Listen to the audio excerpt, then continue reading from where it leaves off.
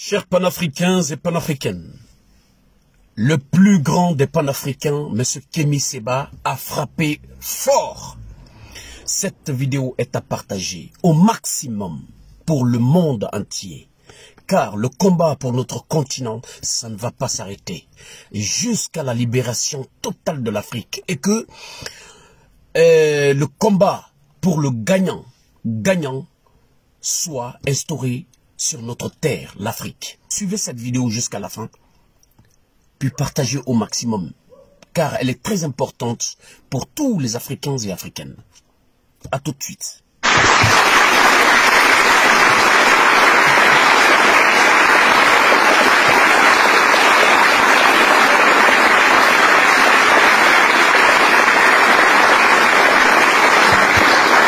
La paix soit sur vous tous. Au nom de Dieu Tout-Puissant et de nos ancêtres méritants, je vous adresse mes plus profondes salutations. Je remercie les officiels russes pour leur invitation et pour l'organisation de cet événement. Et je salue chaleureusement tous les députés africains qui sont venus massivement pour cet événement. Je vais essayer d'aller droit au but, comme à mon habitude, au nom de tous ceux qui nous suivent, au nom de tous les Africains qui se reconnaissent en notre parole. La thématique d'aujourd'hui est le néocolonialisme de l'Occident, comment empêcher l'histoire de se répéter. Je ne vais pas vous cacher que l'énoncé du thème me paraît très restrictif, puisque lorsque l'on parle de néocolonialisme, on ne peut pas le limiter à une seule zone géographique. Le néocolonialisme est un problème mondial. Il y a en effet le néocolonialisme occidental qui est le problème numéro 1 de la planète, que nous combattons viscéralement, quotidiennement. Mais il y a aussi parfois d'autres néocolonialismes dont on ne parle pas assez et qui sont pour nous autres Africains souverainistes tout aussi problématiques. Et je pense qu'on ne peut pas parler de volonté de souveraineté sans aborder le néocolonialisme dans sa globalité. C'est le discours que je tiens en Afrique et je ne vais pas changer de discours parce que je me trouve aujourd'hui à Moscou. On ne peut pas parler de cette thématique de comment lutter contre le néocolonialisme sans contextualiser au XXIe siècle l'époque, la période dans laquelle nous vivons, sans parler du système globaliste que nous connaissons. Le XXe siècle a vu l'affrontement entre deux blocs. Le capitalisme d'un côté et le communisme de l'autre. Lors de l'effondrement du mur de Berlin, l'Occident a malheureusement gagné et le capitalisme est devenu une sorte de religion mondialisée, connaissant son ultime forme à travers le néolibéralisme économique et sociétal. Le néolibéralisme économique est devenu quasiment une religion mondiale, de telle sorte que tous les pays du monde, même ceux qui critiquent l'Occident, ont fini par intégrer ce système économique comme étant le leur. Un autre néolibéralisme, par contre, est devenu beaucoup plus critique pour bon nombre de peuples. Le néolibéralisme sur le terrain sociétal. Un néolibéralisme qui impose sa vision du monde, la destruction de la famille, la théorie du genre, la destruction de tout ce qui a trait à la spiritualité et à la religion, et la propagation et la promotion du matérialisme. Face à cette arrogance occidentale matérialisée et illustrée par ce courant, beaucoup de pays ont décidé de se lever pour résister à l'arrogance du monde unipolaire occidental. La Russie, la Chine, l'Inde et bon nombre d'autres pays ont décidé de se lever pour opposer, pour donner leur veto face à la volonté de l'hégémonie du système occidental. Et c'est donc au milieu de ces deux blocs, de ces deux pôles, l'Occident d'un côté qui veut un monde unipolaire et les autres pays tels que la Russie, la Chine, la Turquie, mais aussi l'Iran, qui veulent un monde multipolaire, que la guerre des mondes se déroule. Et au milieu de ces deux blocs, l'Afrique est en réalité le terrain de prédilection de l'affrontement entre ces deux mondes. L'Afrique est par conséquent, qu'on le veuille ou pas, une nouvelle fois, l'arbitre de ce monde.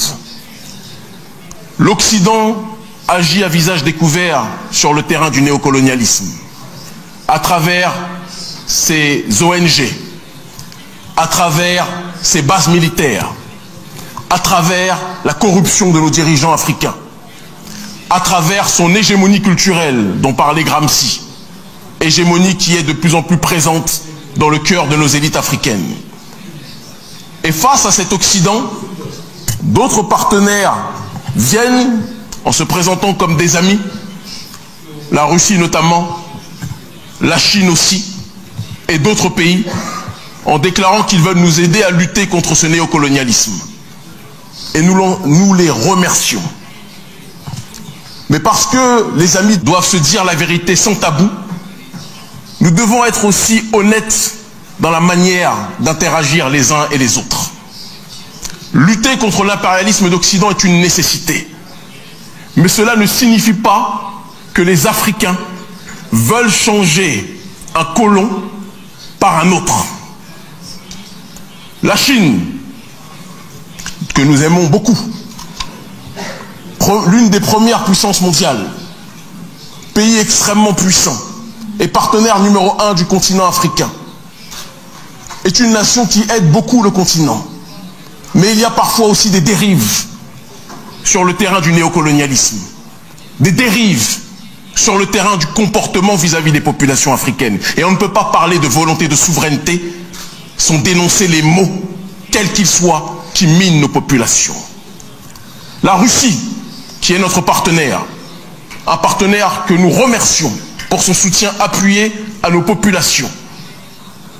Nous pouvons noter aussi, et je le dis sans aucun tabou, certaines dérives parfois, en Centrafrique, mais aussi dans d'autres pays, dans le cadre de notre partenariat vis-à-vis de nos populations africaines.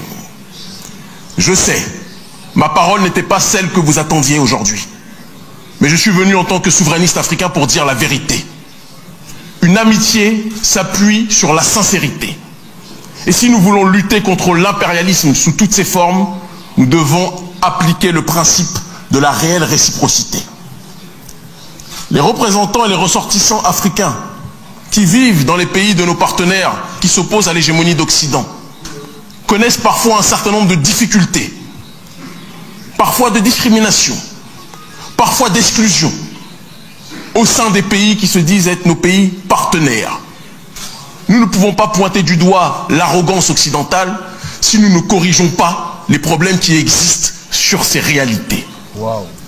Un partenariat se dresse sur le terrain de l'amitié véridique, de l'amitié véritable, en essayant de ne pas répéter les erreurs que l'impérialiste occidental a commis. Nous voulons un monde multipolaire. Nous voulons un monde où l'Afrique, la Russie, la Chine, l'Inde, l'Iran et les autres résisteront de manière efficace à l'impérialisme occidental. Mais nous combattrons avec toute notre force, toute entité, toute force politique qui pensera que l'Afrique est un terrain où on peut se servir sans respecter les populations. Le XXIe siècle est le siècle d'une nouvelle génération africaine qui veut le droit à l'autodétermination et qui n'acceptera jamais le changement de colon. Wow. L'Afrique libre ou la mort, nous vaincrons. Merci infiniment. Wow. Bravo. Bravo, bravo, monsieur Kémy Séba. Wow, wow, wow, wow, wow. Merci infiniment de suivre cette vidéo, l'intervention de monsieur Kémy Séba jusqu'à la fin. Tout ce que je vais vous demander, vous qui n'êtes pas abonnés, abonnez-vous, car on a beaucoup de choses à se faire. Ce combat-là, c'est la vie ou la mort. Monsieur Kémy Séba a tout dit. Je ne vais pas tout dire, vous tout dire. Juste les parties qu'il a oubliées, je vais vous dire. Je vais vous parler de ce parti-là. Je ne vous dis pas de mettre le veto, de ne pas mettre le veto contre la France. D'accord, il n'y a pas de souci. Mais dans des pays où on voit que les gens ils brûlent les édifices de la France, les gens ils brûlent les drapeaux de la France. On est allé très loin. Mais comprenez une chose. Le cas de la France et le Wagner, c'est comme si nous sommes en train de rejeter, de se débarrasser de l'eau chaude et aller prendre le feu. Parce que les puissances, les pays puissants que nous sommes en train de tendre la main en Afrique là aujourd'hui, au tout départ, nouvellement venus, ils vous faisaient comme si ils aimaient vraiment l'Afrique. Et ils vous ont très bien parlé, ils vous ont séduit. Mais je vous dis, ça commence, c'est des dérives qui commencent à être sur place en Afrique en ce moment-là. Ces puissances-là, je vous avais dit dans mes vidéos précédentes, que ces gens-là, lesquels vous tendez les mains aujourd'hui, ils vont faire les affaires. Nouvellement venus, ils vont faire les affaires. Ils vont être d'accord avec vous. Mais une fois ils s'implantent, ils finissent de s'implanter en Afrique, ils vont vous montrer leur vrai visage, comme ce que la France nous a fait. C'est ce que je vous ai expliqué. Mais il y a beaucoup d'Africains qui n'ont pas compris. Aujourd'hui, c'est ce qui commence à être mis en place là aujourd'hui en Afrique. Par ces puissances-là. Qui viennent de commencer même pas longtemps avec nous. Qui commencent à nous traiter. C'est comme si l'Afrique, les puissances, ils viennent en Afrique. C'est pour se partager les parts de gâteau, quoi. C'est pour chacun va pour prendre sa part de gâteau. L'Afrique est comme ça aujourd'hui pour les puissances. Vous êtes en train d'installer les pays puissants qui ne pardonnent pas. Qui ne pardonnent pas. Une fois qu'ils finissent de s'installer très bien en Afrique, je vous jure, pour les dégager de là-bas, ça va être autre chose. Vous savez, la France, c'est un pays de droits de l'homme, c'est un pays de droits de l'homme, de la loi et tout. On le dit comme ça. Vous avez dit à la France de partir de l'Afrique. La France n'a pas créé des choses pour faire un bain de sang. Mais Vladimir Poutine, lui, il ne rigole pas. Hein. Vous avez donné l'Afrique au Wagner. Mais les conséquences par après, si le jour où vous allez décider de chasser le Wagner en Afrique, vous allez encore prendre ces responsabilités-là. Vous allez comprendre.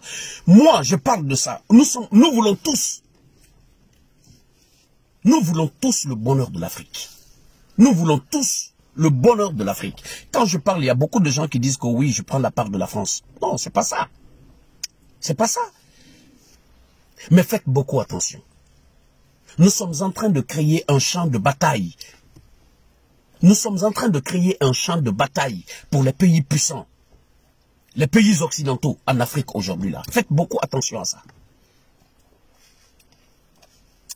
Ils viennent tous prendre leur part de gâteau. À un moment donné, s'ils ne sont pas d'accord entre eux là-bas, et ça fait boum, c'est là que l'Afrique sera un champ de bataille. Je vous le dis et je répète. En Europe ici, il n'y aura pas de champ de bataille. À l'Occident, il n'y aura pas de champ de bataille. C'est l'Afrique qui va être un champ de bataille. Essayez de voir ça. Et faisons à ce que l'Afrique ait un lendemain meilleur. Et qu'il ne passe absolument rien de grave dans notre continent. À la longue. Merci pour votre aimable attention. Merci de partager cette vidéo au maximum. Et toi qui n'es pas abonné, abonne-toi. Vive l'Afrique. Vive les panafricains. Vive M. Kémy Séba, qui n'a pas de langue de bois, qui n'a pas sa langue dans sa poche. Merci beaucoup pour son combat. Merci beaucoup pour le combat de M. Kémy Séba, le plus grand panafricain du siècle. Vive l'Afrique. Vive les panafricains. Je vous remercie.